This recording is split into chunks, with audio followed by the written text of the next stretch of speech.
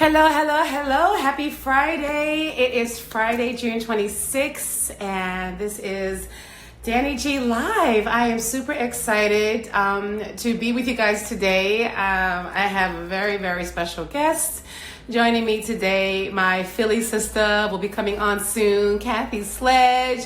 Hey, Asa. This is going to be so great. I got so many questions to ask her, so a lot of the stuff I already know. However, there are things I don't know that I'm really excited to ask her about. So, soon as we find Miss Kathy Sledge, we will get right into it. I hope you guys are good. Thank you for joining me on these dannIGeeLives.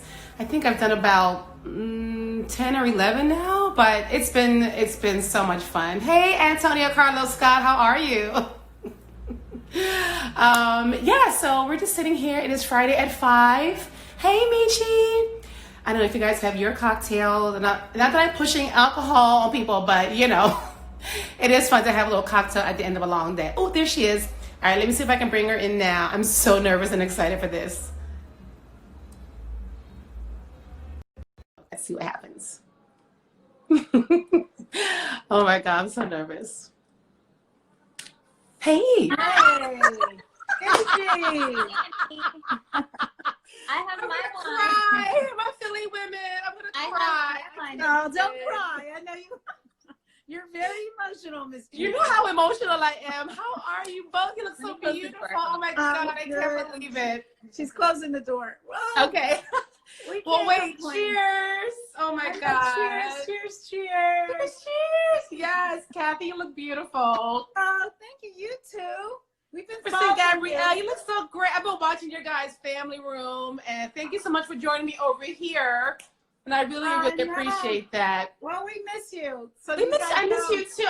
As soon as I can travel and get out to you guys, I can't wait to come out to where you are. You were on your way to visit us right before the shutdown. I was. And now you owe us 2 visits. I know. So how are you guys doing? What's been going on? Say that again. I said, or one long one. It's right. That's right. Kristen, you just got back, right? From LA? I just moved back. I literally just finished up with my movers. Oh, wow. God, you guys are so beautiful. I can't even take it. So Lisa, how has it been going for you guys where you are, Kathy? Have you been sitting pretty much at home this whole time? Yeah, I have. I was literally in the middle of booking some really cool festivals. And Danny finally headlining them in the UK. Yes. And, because, I was producing live shows and it was going really good. And then, with all of us, right? Yeah. So, and we know, because I know, this is your line of work. Festivals are almost kind of be like the last thing that really comes to life with all of us. Yeah. So, we're all reaching out from within these 4 walls. And I'm good. I cannot complain. We've been innovative. We were actually pitching Family Room, which is like mother talk show right before this happened. No, let me be honest. We weren't we were getting traction because we were about to pitch it. Mm-hmm. And then when this happened, Kristen was like, "Well, Mom, let's just do it right from here." Do something. Yeah. It's so much fun. So if you guys don't know, so Kathy and her daughter, Kristen Gabrielle, have this amazing platform called Family Room, #Family Room. And I think it's like a few times a week, different times, but on Saturdays especially. Yes, Wednesdays is WCW, where we, like yourself, and you have to come in there. We lift sisters up. We lift everyone up. That, that's what it's all about, really. We just embrace each other and lift each other up. Yeah. Especially on WCW, which is 8 o'clock on Wednesday nights. Yeah. Oh, excellent. It's so funny watching you two together because obviously I've known you both. I know. I met you. This is my little sister, guys. Danny's like my adopted baby sister. So wait, I was just trying to go back to I met you in 19. Lloyd is in the room, and he said it's a reunion. Oh, Lloyd! Oh my God! So I ran into Lloyd at my Planet Fitness up here like months ago. And I think he still lives near me in Washington Heights, Inwood area. Okay. But so I just, I gotta give the context of when I met you, Kathy. It was 1989, 90. Wow. Right? I know. And you were touring with Heart. Yes. Take Me Back to Love. Pouring with Heart. I was That's doing right. Take Me Back. I was doing some remixes. Take Me Back to Love. Oh, I mean, it was amazing. Were we in Europe? We went to Europe. We went to. I don't think I went to Europe with you. That first year, that first year, you came to Roni Koresh's dance class, and you were looking for dancers. And it was me, Hector, Jose. We were in class. Hector, Jose. and Roni brought us over to you because you saw us and pointed us out, and he brought us over. And you were like, looking for dancers for my shows, and we were like, yeah, great. And I think we did like Sorry, she's got to clean the camera because it's driving me crazy. Oh, okay. 1 second, everyone. She's got to clean. It's driving her slipper. crazy. Oh no. There we are. Now That's we're better. here. Oh my goodness. Sorry. It was crazy. It was Why did I just say it was just greasy? so crazy. It's driving her crazy. It's like I can't even see. What? That camera has been through everything. Oh my god. So I danced with you for like about a year. We did like all the Pride events. We did the Palladium in New York. We did tracks in DC. I'll never forget that. And then I went to Ailey for those 6+ years. Okay. And then I moved back to Philly, and we ended up teaching at the same gym or something. I forget, but I just remember like vividly getting this voicemail like all those years later from you saying, "Hi, Danny, it's Kathy. I hear you're back in Philly. I would love for you to come work with me again." I was like, "Sure." Well, we have some good memories. We do. I mean, I gotta tell you though, that really saved my life. Because I was home from Ailey. I was injured. I didn't know what the hell I was gonna do. Do you remember that conversation backstage? We were about to do a show. Do you remember that? Tell me. I can't. Well, you were really feeling some type of way about being injured. For everyone that doesn't know this, Danny has the most amazing stage presence, and that's what I always see in artists. And you were kind of dabbling in your music, and I remember telling you, you never know what God has in store, and I was like, maybe you should do more of your singing. And you're so cute. You're like, wow, maybe I never thought of that. Like, so you were kind of in between thinking of going with your whole music, the whole music world.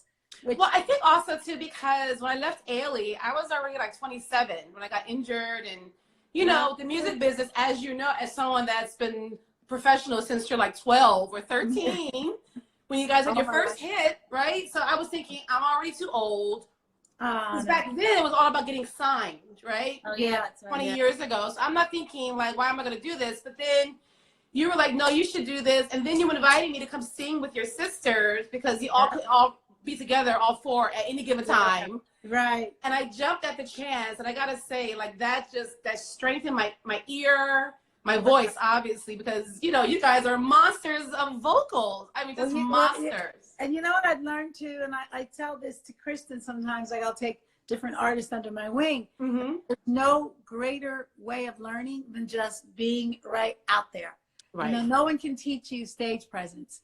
It's just, you just have to be there. Yep. It's so true. Even in dance, you can put your leg up by your head, but can you move me? Can you bring chills to my body? Right. Music. Like you got all these people out here doing these like stratospheric notes, ain't saying nothing. That's right. It's so true. I know one popular artist once, they were on stage and they were like almost finished the show and they actually looked at their watch. And I said, did they just look at their watch? Like, I can't wait to get off of this. Oh no! But these are things that when people don't know, Danny, like I have been singing since I was 13 years old. Yeah. And even the Rumble in the Jungle with Ali Furman. I have that on my notes. I was going to ask you about that. Really. So you had your first hits pre We Are Family time, but I made a note here. The song was called Mama Never Told Me. Mama Never Told Me. Right? The first hit was 13. I was 13. And that went to #1 in the UK. So now I reproduced the show with, I've used film footage and I made sure the choreographer matches the original sisters on the huge film. I want to show. The show now. Yeah, you have to see the show now. It's really I can't wait. I've seen videos. It's awesome. we have this whole new resurgence of an audience. Mm-hmm. And now we're thinking of you, which is finally out here, but over there, Mm-hmm. as big as we are family. And so what I would do is I wanted to show, especially with Sister Sledge, when when we were early in our group stage, we actually were the first girl band to ever dance. Like, because before us it was like Supremes and gowns and but they were all like, like you guys were like, but after us, that's right. Yeah. I can't even imagine myself in a gown. After us, we actually, kind of broke the barrier of that, and then there was the Spice Girls and the TLCs and Vogues, because we actually incorporated dance with girl groups. And with that said, I'm seeing this whole new resurgence of kids like loving the music, and I'm thinking, well, why don't I show them what this band brought to right. And Lloyd is in the room, because Lloyd, who's like a brother to all of us. Yes. And Lloyd, he's like an uncle to me. Right. He's like our brother. Like, all right. Hi, Uncle Lloyd. Uncle Lloyd. He's gonna kill her. But wait, no, Lloyd is a genius, and he knows I know this about him. But he actually was the one that enlightened me. He's like, if you ever watch the VH1 awards, Sister Sledge won as like the 4th group, and he said, watch it, because you'll see how you were the act that actually incorporated that whole thing about dance and dance into a girl group. Yeah, and now that needs to be publicized more. But even looking at my bio notes, that thank you, Theo, also sent me, like your dad was a dancer, and so I really want to talk about that. I'm working really hard. Her grandfather, my father, was actually one of the first dancers to break the barriers on Broadway. He danced in Kiss Me Kate. Right. And so I'm talking back and forth now with the African Museum in Washington, D.C. to actually make sure that I have his tap shoes, to make sure that they're I know. Don't we have those? Yeah. That's amazing. And make sure that I can be able to contribute that to the museum. So you got it all the way around. I mean, and it obviously has trickled down to Kristen, because clearly the beauty and the talent, you know what I'm saying? But like your grandmother taught you guys to sing, opera singer, right? For people that don't know, Kathy's grandmother was an opera singer and taught you guys harmonies from like when you were really little. She was the one that actually gave us an appreciation for music. My grandmother was protege with Mary McLeod Bethune. She sang, and she actually traveled with her. So all of this, like, I guess you could say heritage, and its dignity and its dignified heritage that I'm proud of, But and people need to know. Like we've talked about you writing a book forever. Well, finally, Danny G, I'm talking to some very interesting people about doing, and prayerfully it'll end up on Netflix, but doing the story, because there's such a story behind Sledge that it's a tearjerker, it's heartbreaking, it's love, it makes you laugh, it's sisters. And at the same time, we've had our drama, but Wait a minute, pause for a sip. Right. Sip. A gulp. Pause for a gulp. A gulp. Pause for a gulp. And Lloyd probably fainted on the floor. Okay. It's okay. That's real. People listen. People know it happens. Life. I know. Yeah. It's funny now, but everything comes full circle. A lot of people don't know some things, and some things I don't go back into. They don't. Like, I was actually sued for like 8 years by the sisters, and at the end of the day, when I get this, because that's public, when I get this, I always say, in interviews, I go, oh, you know what? Well, we're family, and family has drama. We love each other, yes. And then I usually say, no, what's in your wallet? Girl. It's true. It's true. It's okay. Just keep it moving. Love each other. I'm glad you're honest about that, open about that, because people were asking me before I came on this, are you going to ask her about the sisters? And I really wasn't, because I really want to focus on you and our relationship. And that's the relationship I've had, really, is with you, and even we've had our moments. But again, like any families, we come together and we love each other. And that's all that matters in the end. Like, seriously. But it's funny, if anyone asks, that's your family. You love them dearly. And do we have madness? Yes. And at the end of the day, like as I am writing for the series that we're working on, the film series, and fingers crossed that it's with this person that we've been talking to. But I think that what I'm most proud of is that we are that group that literally brought the world together as a family through a song. Yes. Maybe at the risk of almost losing our own, but we didn't lose our own. Yeah. And, you know, I'm most proud of. You see someone? No. Kristen, No. I would say differently. No, but, you know, But it's okay though. No. It's okay. At the expense of gaining new family. No, yeah, but you know, it's all different because I think there's nothing like sisterhood. At the end of the day, what I have learned is this. I've learned that I am most proud and will forever be proud of the fact that people don't know this, but the then president of the record company, when they were writing We Are Family, he described us. Got to meet these girls. You know, Danny, we grew up on top of a bar in West Philly. Exactly. You know? Our story is just like, I mean, we dealt with, when we moved in a white neighborhood, we dealt with cross burnings and police. And that's what made us so close. And what's crazy, it makes for a great movie. And what's crazy is I'm most proud of the fact that when we got the record deal, or when we were chosen to sing for Nile Rodgers and Bernard Edwards, the then president of the company started describing us. He said, you got to meet these girls. They flock together like birds of a feather. And so they took out their notes and they started writing this. And I kid you not, those are the lyrics to We Are Family. Oh, wow. And, you know, and so what I think about is to be able to be that is like, just, it doesn't come, it maybe comes once in a lifetime. And I'm always proud of that. And I'm sure you are too. And so what folks need to know is, because We Are Family, you did that in one take. Is that true? I did. Listen, y'all. Well, I did the ad lib. Here's the deal. Was never allowed to. Wait. I was. Goals for a goal. Go and take a goal. Go. That's right. I'll take some of hers. Okay. We ran out of white wine, and I like whites. Cheers. Cheers to doing it in one take and not a bunch of punch-ins. Well, you want to hear something? Or I auto-tune. wasn't even allowed to hear We Are Family or Thinking of You or any of the songs until it was time to record it. That I remember. Oh my God. And like Greatest Dancer, I literally learned line for line. Like, okay, cut one night in a disco. Okay, cut on the outskirts of Frisco. Cut. And they would teach me line for line.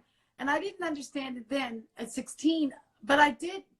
And I like to pass this on to a lot of new artists. I always look at producers as if they're directors in a movie. A director has a vision of exactly how they want that movie to go. Right. And so do producers. So, you know, you might feel like, oh, but I want to ad-lib here, or, you know, I need to learn that song so I can put my heart in it. And they're like, no, we need the spontaneity, so we don't want you to learn it. And that was their formula. And but you had but thank God you had the talent. Yeah, that's to deliver. They do tell me that to this day. No, seriously, who can do that now? Who does that now? Everything is so produced, overproduced, auto-tuned, even live. You know, I know enough people now that work behind the scenes that say people travel with these auto-tune kits. What the hell? I'll never forget when we were in Switzerland. No, I'm sorry. We were in Holland. Right, Holland. And we were in this huge arena. It was a soccer stadium. And it was my first time, I think, maybe not your first time, but my first time. They offered us in-ears. And you were like, I don't need these. I can't, to this day, I can't use in-ears. I mean, come on. What the audience is hearing. Right. I do. I want to hear what they're hearing. And at sound check, I'm always like, you know, let me hear the house. Yeah. Because that just gives me a better feel. Yeah. Or what, you know, what they're hearing. Yeah. These are just the things that I've learned through the years, you know. Yeah. When did you realize that you had this instrument? Like, how old were you when you kind of realized, like, ooh, I'm damn good? Honestly, right about now. I kid you not. Really? Yeah. Yeah, and I think, you know, growing up, it was interesting. It was almost like I was never to know that I had a special voice. And now I remember having a conversation with Jeffrey Osborne. This was years ago, but I remember I never felt my voice was special. It's just, you know, it's your speaking voice, it's your voice. But I remember he said to me, I was like, I don't feel like, because at one time we had the same manager. Sadly enough, we just lost. Yeah. But Jeffrey, we were having this conversation, and I remember saying, I don't think my voice is special to you. Oh. Goes, I don't think mine is either. Oh my God. I said, I can't even believe that. It's because his voice is just, my gosh. But Kathy, your voice is one of the most recognizable voices, I think, in the world to this day. No, seriously, like we listen to radio, people know your voice. You know what's crazy, Danny? With the resurgence of thinking of you, which I love.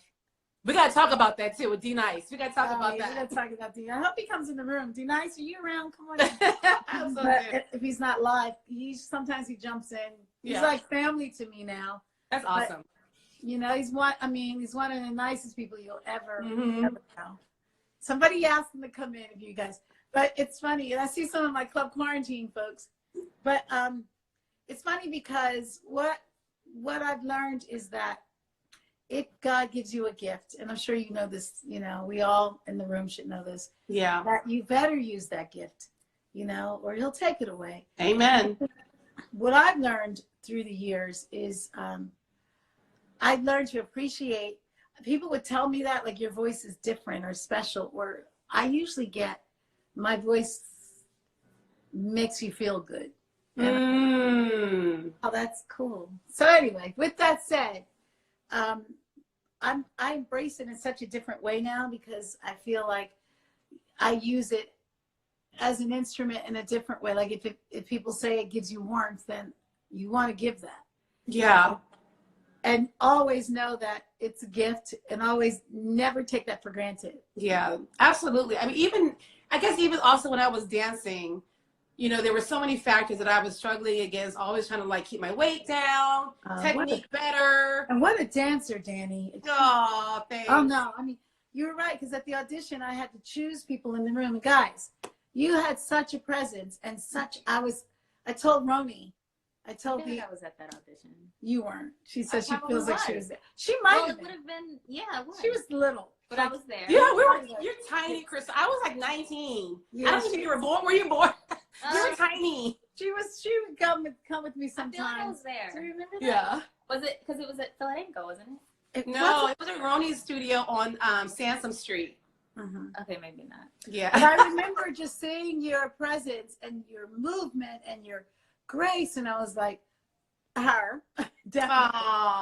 Like you stand out. But you know, and I think sometimes we're the last to know it.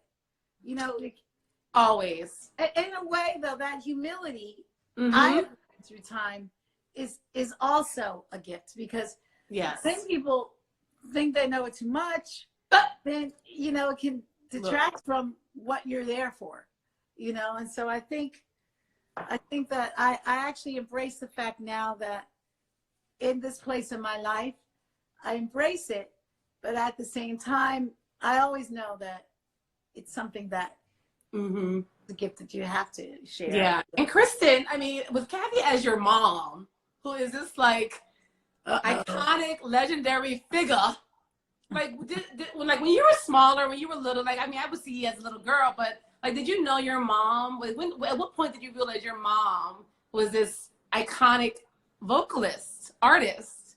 Honestly, I think I was a little older. I remember being backstage with her one day we had to be like in Italy. And to me, it was just like, oh, she has a show, you know? And I was like, she had to be 4 years old, like backstage, and she's singing We Are Family. And I was just, some little kid, and I was just like, how do you know that? And then I was just like, oh, this is real. Right. Probably in my 20s, maybe like 5 years ago. And do you still get, because I know you still perform with your mom, and like, sometimes you do. Sometimes. But like, you know, the festival stuff and the festival circuit, like, just generationally, how fun that must be to be on stage with your mom and like just carrying on like that. What was that show you guys did? Like, was it last year, 2 years ago with Grace Jones and Chaka Khan? That was dope. That was she was in heaven, because she's, you know, Kristen's more into the fashion world too. And it was interesting how that happened. I put together a project that got funded by a friend of mine who also is, you know, she had a record company then. And you know Denise Rich. It was Denise. Yes. Singing group. Yeah, I put together Singing group. You remember that when I was in a singing group when she put us in a like. Yeah, you and your cousins. Yeah. Yeah, well, yeah, I did. They were cousins on Phil's side. And I put this thing together, and it imploded. It didn't work internally with the girls.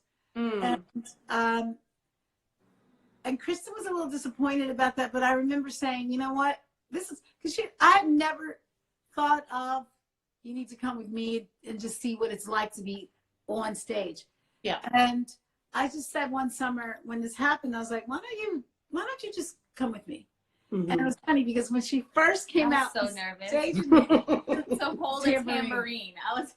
She played the tambourine next to the drum. I was so nervous to stand there on stage and just do wear it out, bang it against my leg, and I was like, but now everyone's looking at me banging this tambourine. Oh my Danny, God. now it's like, I mean, it could be, you know, the hugest venues overseas, and or she wasn't at the Essence Festival with me, but that size, these venues, and the presence, you would think there are 3 people in the room with her on stage. And I knew that, just like with you, we would talk about it. It's funny, but there's no greater way to learn stage presence than to just be there.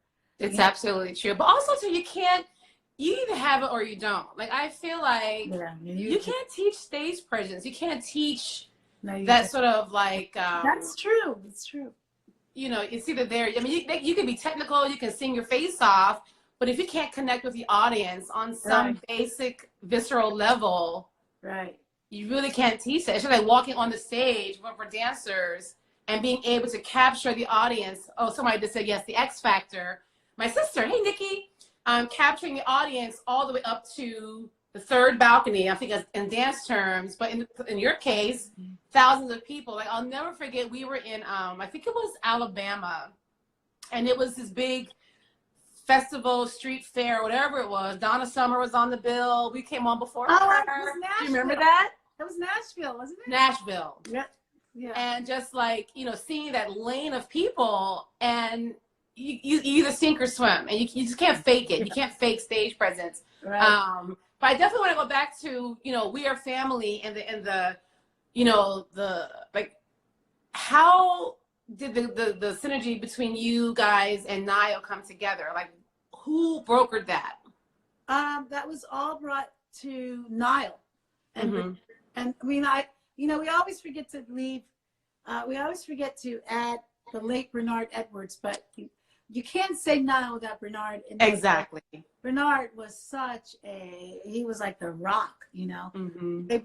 They both brought something to the table, and what Bernard brought was a sense of security, and they both brought a sense of creativity, but they didn't know us from whatever. This is how the story went. They had huge success with Columbia Records, and at the time, Warner Brothers, which at the time it was Atlantic Records, came to them and said, you know, you owe us. Choose an act on this list and produce them.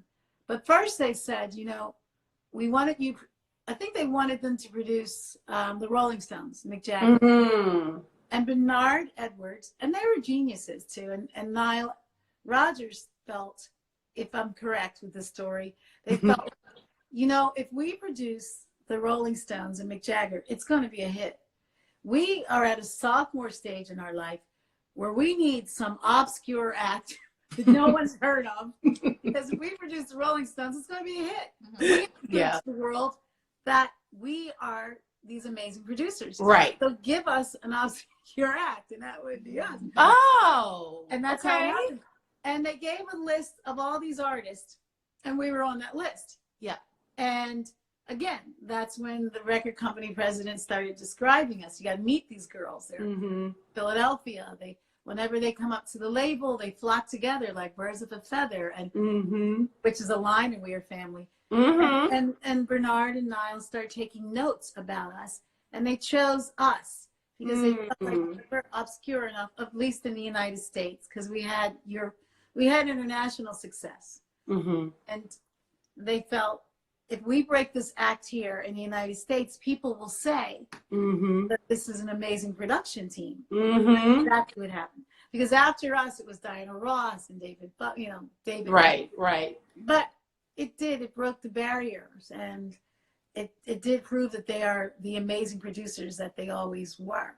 And even with the success, I mean, that was 79, and here we are in 2020. And I just saw a video from, I think, a few months ago, and again, it speaks to your craftsmanship, and it speaks to your performance level. Like, even if we don't know the truth, it never seems like you tire of singing the song.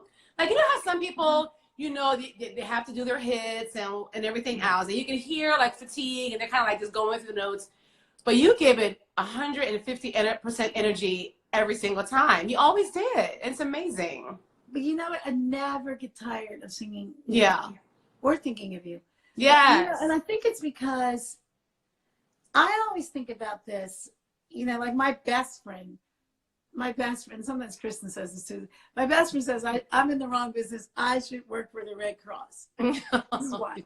Because I think about this stuff. I think about the fact that everyone in that audience, you know, sometimes, especially people that work so hard and then they save up money and they go to this concert, and it's your place as an artist to lift them up. So, you know, I think about, this is their first time. Thank you. Thank you. Yes. Only time that they will hear that song at that place, in that space. And how do you want to give it to them? And so it's always new. And chills. That is it. That is absolutely it. Yeah, and I always think I never get tired of it, because my grandmother used to teach us too, because we used to always get advice from her. She was a rock to us, and she used to say, it's never, like, you're in a stadium of 80,000 people, like it was in Zaire. You're not to 80,000. You're singing to 80,000 individuals. Everybody's taking that in. They're all taking it in individually. Yeah. So when you know that, it's like one person's in the room. And the only thing that I can equate to that as a dancer is dancing Alvin Ailey's Revelations. So for the 6.5 years I was in the company, you know, and I think Antonio Carlos Scott is in the chat. You know, we would do Revelations on tour, a 3-month tour, right? We would typically do Revelations 4 or 5 times a week. Wow. How do you keep that fresh? And I was in the company with people that had been in the company since before I was born. Right. Right? And they kept it fresh because, to your exact point, there is somebody out in this audience who has never seen this ballet, so we cannot phone it in. That's right. Add this to the equation. And add to the equation who have saved up their money. Okay? To be able, this is their night out. This is their moment. This is their moment. Hello, date night. This money, they want to go out. They got to go to dinner afterwards sometimes, or get a drink. They got to get some popcorn, whatever. Concession. This is especially now. So, like, for you to have the attitude of, well, let me just get this over with.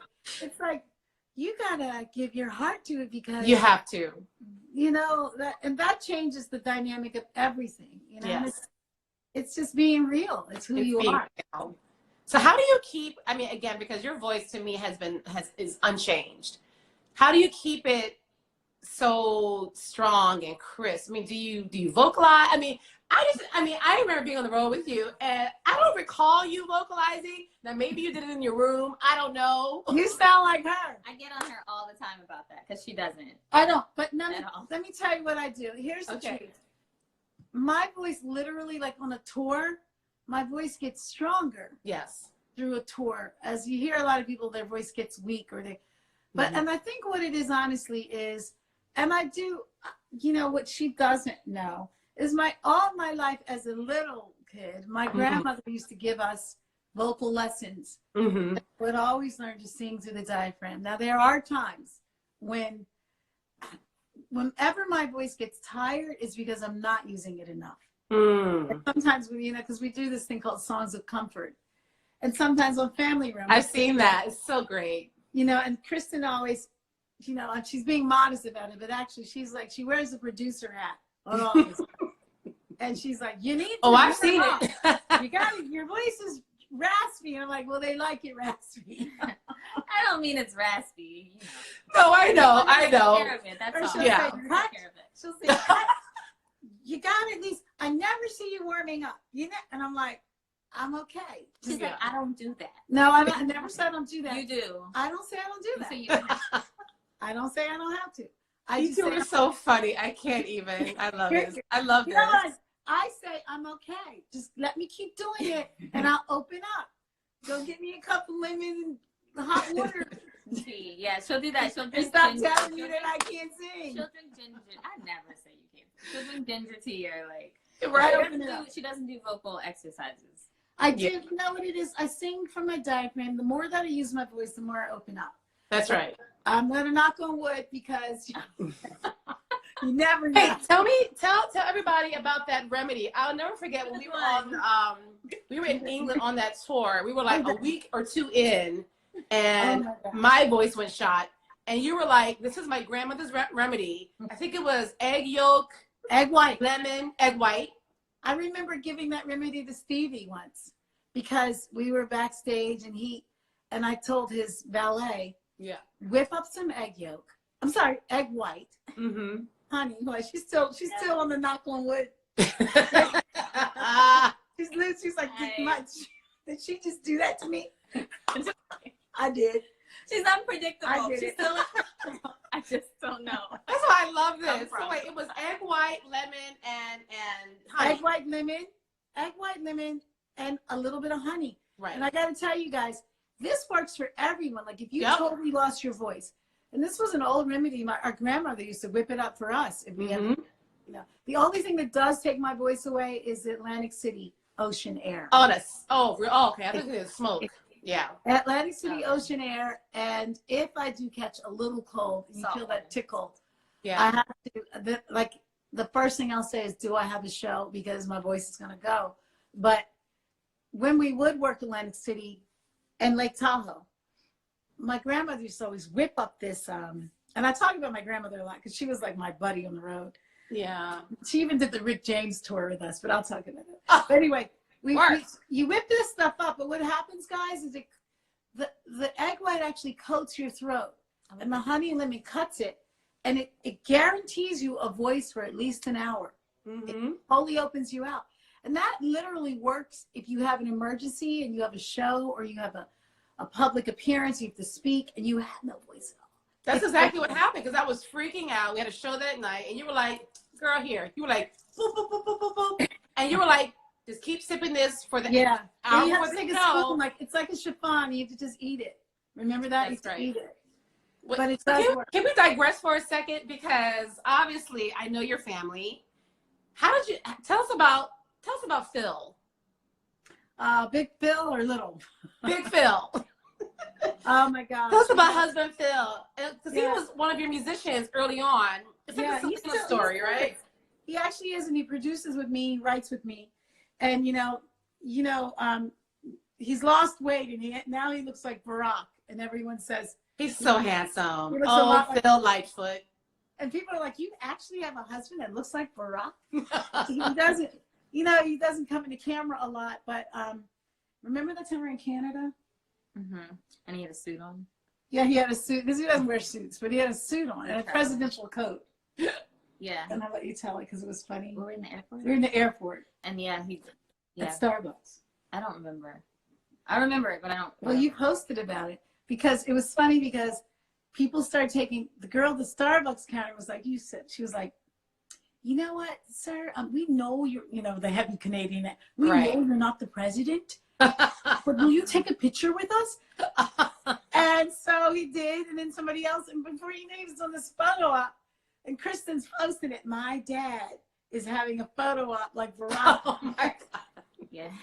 Well, you guys met when he was playing in one of your bands years ago. He was your drummer. Well, no, he was auditioning, and he was auditioning for our band. But Phil actually comes from, he taught at a young age, at the age of 21, he taught Delaware University of Delaware, and he played for the Delaware Philharmonic Orchestra, and he's classically trained. And I'm the one that ruined him with pop music. But I think it so turned that's out his all right. background. But we write a lot, and we have that commonality of loving music. Yes. I mean, we've been through a lot together, and so we have an amazing daughter and son. Yes. That people say is my mini me and his mini me. Yeah. So I'm blessed in that respect. Is younger Phil still doing training and boxing and personal training? Yeah. He's training. He's a beast, and he stays on me. I told him after quarantine I went on a whole new body, but he's good. He doesn't use. I try to use the mom card, like I'm tired. I'm your mother. Right. And he's like, no, come on, let's go. Yeah. But so Kristen, so I know you had the fashion. You had Sledge Girl, right? Yeah. For a while. You're launching that site. Well, I'm thinking about doing something with it because we had it. It was my cousin Camille and I remember Camille, yes. Back in that was like 10 years ago, I think. But oh shoot, okay. I'm thinking of doing something more with it now. So look out. You have to. I'm not sure No. exactly what it looks like, but Just yesterday she walks in the room in this cutest dress, and I'm like, "Where'd you get that?" She says, "It's one of mine." And I was like, "Are you kidding me?" She says, "Yeah." She says, "I'm thinking of like launching a site and just because we're all doing a lot within these four walls of the quarantine." Yeah. And that's something that, even with this, because obviously right now, and I was texting you before that I was in a meeting like literally a minute before I came on here with Summer Stage, and we're trying to make everything digital. It's stressful, but at the same time it's exciting because we're trying to see how we can make Summer Stage a digital festival. And it's not easy. Summer Stage this year. I'll do virtual. We'll do this. I'm gonna call you for that. Yeah, you have to. It's funny because I have an idea actually based on something I saw on your comfort sessions on your couch. You were singing the other day. Yes. So I have an idea. I don't want to say it here. I'll ask you after. We'll talk. I'm about to do. I've been getting more virtual. Like I just did the Rolling Stones concert, and now I'm gonna do Denise Rich's. She's doing this year. She's doing the Angel Ball, but she's doing Studio 54. You know how I am about doing too much disco. Yeah. Because I love disco. I also feel like We Are Family has outlived an era. And so when I'm asked to do certain things, depending on who's on the bill with me, right? Because it walks a thin line of becoming a disco song or a very classic. So actually, we'll see what happens. But so far, I think it's going to be Chaka and Earth, Wind and Fire and myself, and I'll definitely do Thinking of You. Yes, please. Okay, so let's get back to D-Nice because I can't believe it's already 5:43. I'm so upset. Okay. So tell us how the D-Nice thing happened. You woke me up one day. Yeah, a friend of mine was just saying, he's like, there's a guy spinning virtually. And this was like beginning of quarantine. So it was still kind of like, the whole live thing was still kind of like not very popular. And at first we were both like, oh, like, he's like, everyone's talking about it. So I'm like a DJ spinning live, everyone's talking about it. We're just kind of like, whatever. So I go in the room and I'm like, oh, he's actually pretty good. Like, so I go show her. And I'm like, who is this guy? Yeah. And so then I see he follows her. And so I asked her who he is. And so we went. And I wasn't really familiar. I had met him at Sister Circle. No, it was Sister Circle in Newark. And we had taken some pictures together. And I remember him being a really nice guy. And what I love, the fact that he brought such a resurgence to Thinking of You. Yes. And then since we've been in touch, we're talking about doing, maybe we'll see what happens. He's so busy. But he has talked about the last time we were all online live about doing something live. Doing a remix of it, because we were talking about doing a remix with some other names that we'll know. But it's exciting because I love the energy. What I love is I've always loved Thinking of You. That song, I love singing that song. That song, the little. I know, the crowd. I can't wait to do that. That's the best song. I can't wait to do that live here.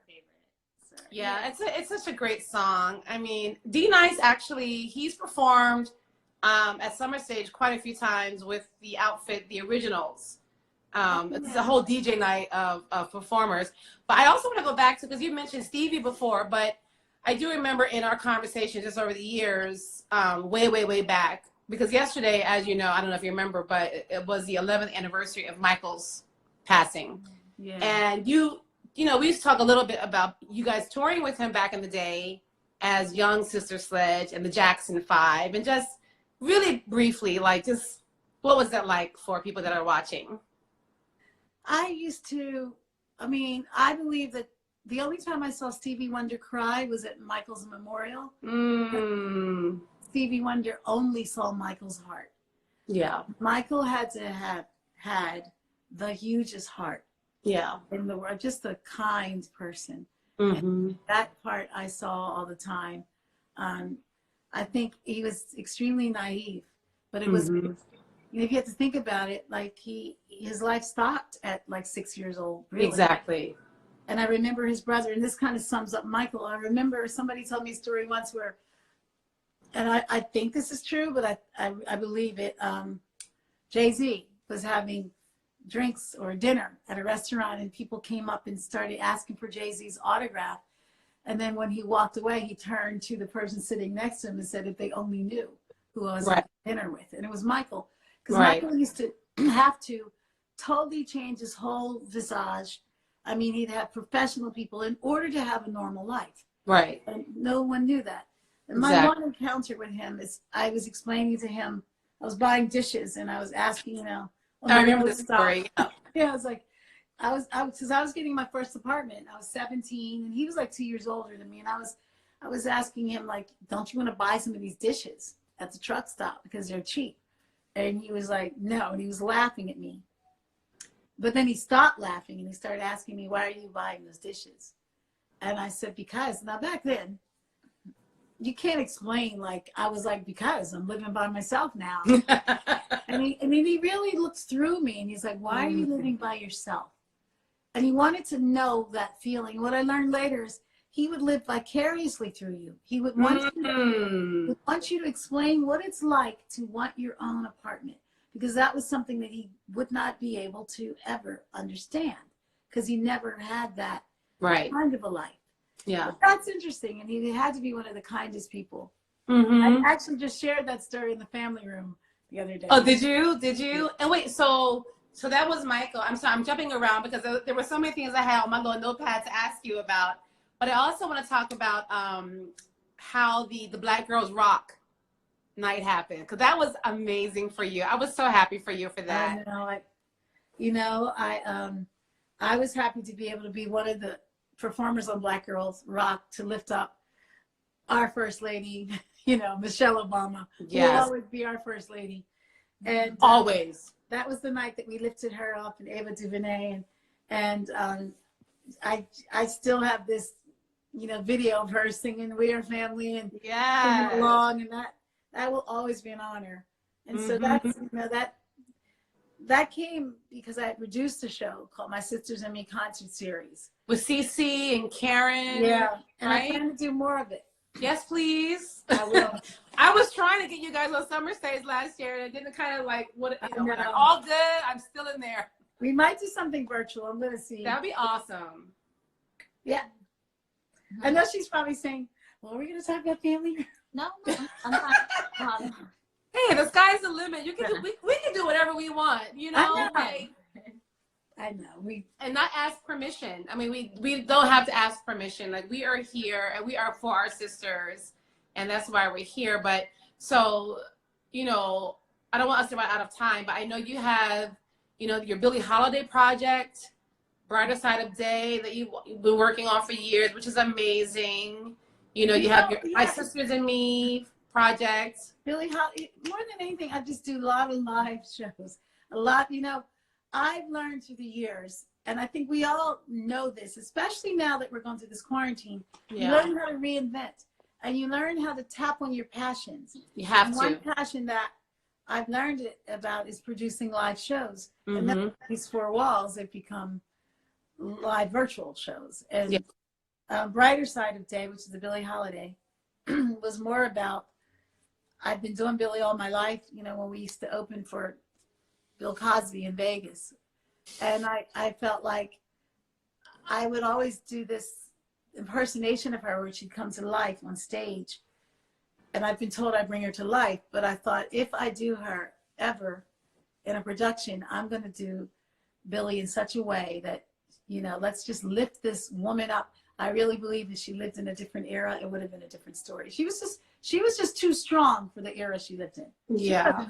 She wasn't dealing with it. She was like, you know, I'm out. I'm going to go have another world with my... Yeah. I'll never forget the AC show run that we did, and you did that segment where it was the Billie tribute moment, and it just, you know, chills, you know, and also you sound so much like her when you like really channel that moment with her, and it's amazing. I feel like if we don't tell our stories, someone else will. And I feel like those were the strongest people in that time. You know, they weren't allowed to go through the same doors, yet they had to entertain everyone. And exactly, we have to tell our stories, and that's been part of, like, it's been interesting, like, even with these IG lives that I've been doing now, like, I don't know, last couple of weeks, again, recreating myself in these four walls.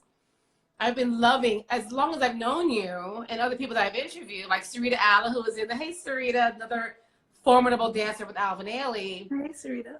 There's still things that you don't know. And just hearing these stories, hearing about your angels that have guided you through your way, and, you know, rest in peace to Joni Sledge. Yeah. Who, my God, really? I know. I know, Jay. It's funny because Kristen reminds me a lot of Jay in this respect. Joni was a sister, but always knew the latest fashion. And she was like, yeah, I'm the youngest. She was a sister who would tell me when to wear red lipstick. How you should wear that dress, or this is what's hot this month. I love it. And so I miss that in her. I miss Johnny. There was always a party going on in her. Is there a song from as you were growing up or that was made famous in your formative years about other people that you wish was your song? No, that I wish it was my song. That you had sung first. That's a good question. Because there's so many. There's so many. Like I posted in my stories earlier today about yours was Another Star by Stevie Wonder, which I just love hearing you sing that. I love singing Another Star. Killing it. Ribbon in the Sky. Anything by Stevie. Anything by Stevie. Stevie, we have to realize that, you know, we are living in the day and age of a Mozart and a Beethoven and a Stevie Wonder.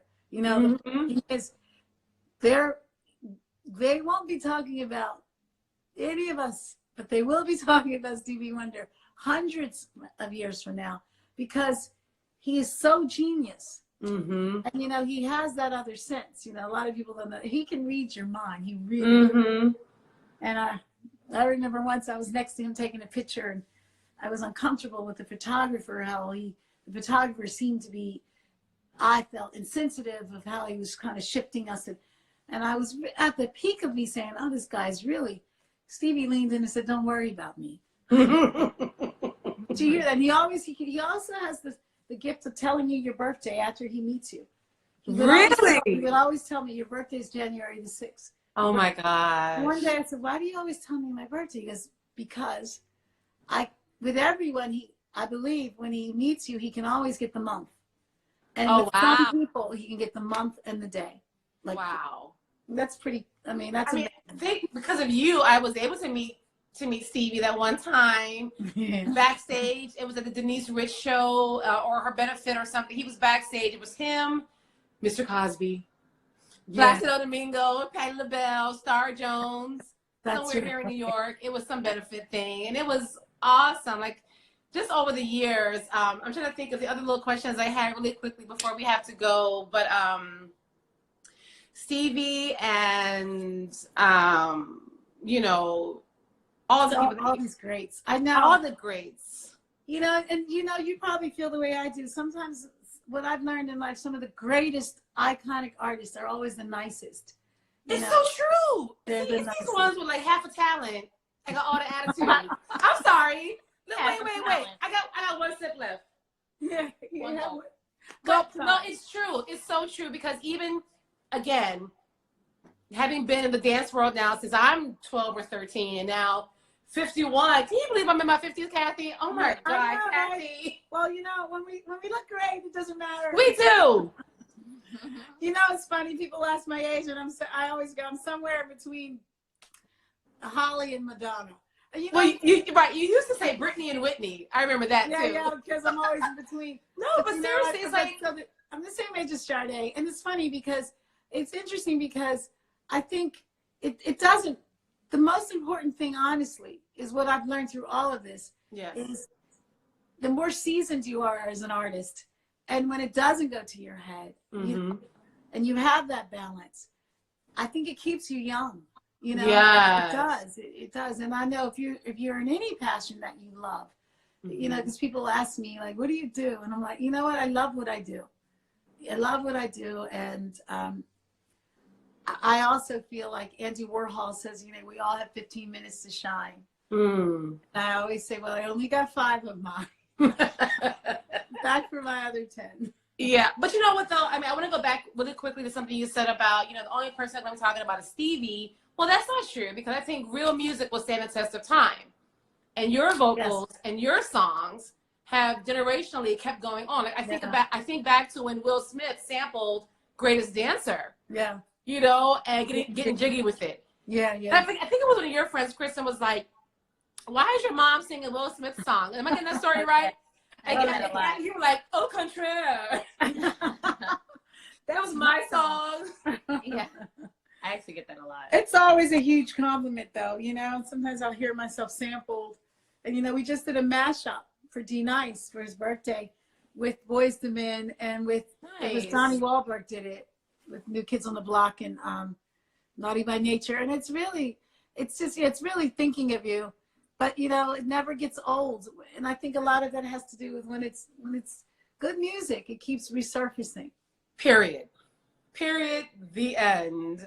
So any last thoughts for, you know, how to stay encouraged during this time of not only the pandemic, but everything we're feeling as people of color, Black people specifically, out here in these streets? Like I'm in New York and it's very challenging, even in terms of my just work and not feeling helpless so much, but just feeling like, you know, I want to do more for my people and just uplifting the spirit, daily meditation. You know, where can we find you to hear your songs of comfort? Well, you know, I always am there. The family room. Yeah, the family room too. Family room, hashtag family room. Yeah, we've been embracing people. We've been embracing each other in the family room. Right. And some of the feedback we're getting, honestly, is like, we get a lot of DMs after saying, wow, thank you. I really need to feel that warmth, you know, in this room, which you have to come in and come live one day. I will. I absolutely will.